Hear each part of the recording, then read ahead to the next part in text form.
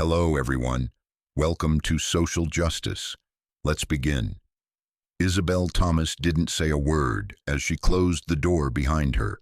She had once been a hard-working single mother, but now she was being thrown out of her own home by the very son she had raised alone, Ethan. His wife, Melissa, stood beside him. Her cold, mocking gaze said it all. The house, once a place of warmth, now felt colder than the winter wind outside. Ethan said bluntly, "You can't just stay here doing nothing, Mom. We have a child to raise. You need to take care of yourself."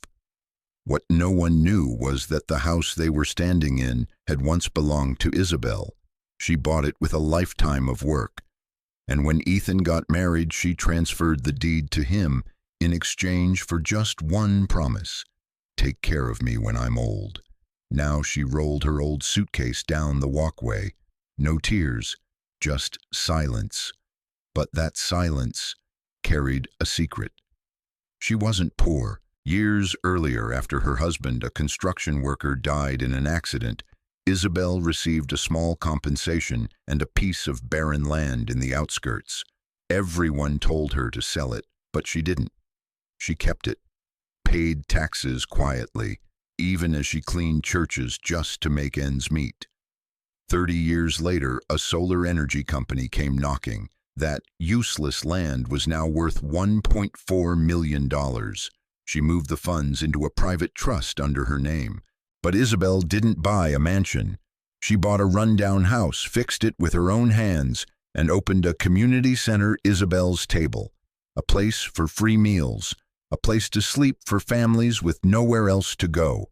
2 years later, Ethan was unemployed, divorced, and evicted.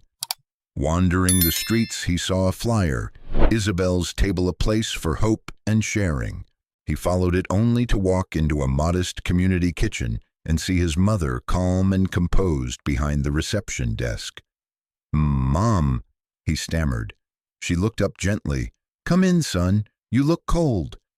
At the dinner table, Ethan broke down. "I was wrong. I thought you had nothing. I was awful." Isabel simply said, "I never needed anyone to repay me. I just needed to know who would stay when I had nothing left." From that day on, Ethan became a volunteer at the center. He fixed chairs, cleaned out storage. He learned to be a person again. Every Friday evening, the two would sit on the porch watching the neighborhood children play. One day, Isabel handed him a voided check and the old deed to the house he once claimed. "Now you understand," she said. "When love comes before pride, what we build is family." When Isabel passed away, hundreds came to her funeral. Homeless men, single mothers, children who once received her warm meals. Ethan, now the director of Isabel's Table, stood silently at the podium, holding her worn apron in his hands. "My mother left her home with a suitcase and a quiet heart. But from that silence, she built a home for the world." If this story made you pause, even for just a moment, click like so we know you're out there listening, feeling, and standing with what matters. Subscribe to Social Justice to never miss the stories that remind us of the quiet, unconditional compassion still alive in this world.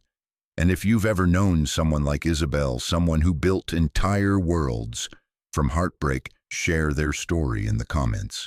Because sometimes the best way to change the world is to remember the ones who already did. Thank you for being here. See you in the next story. Social Justice, where the right stories are told.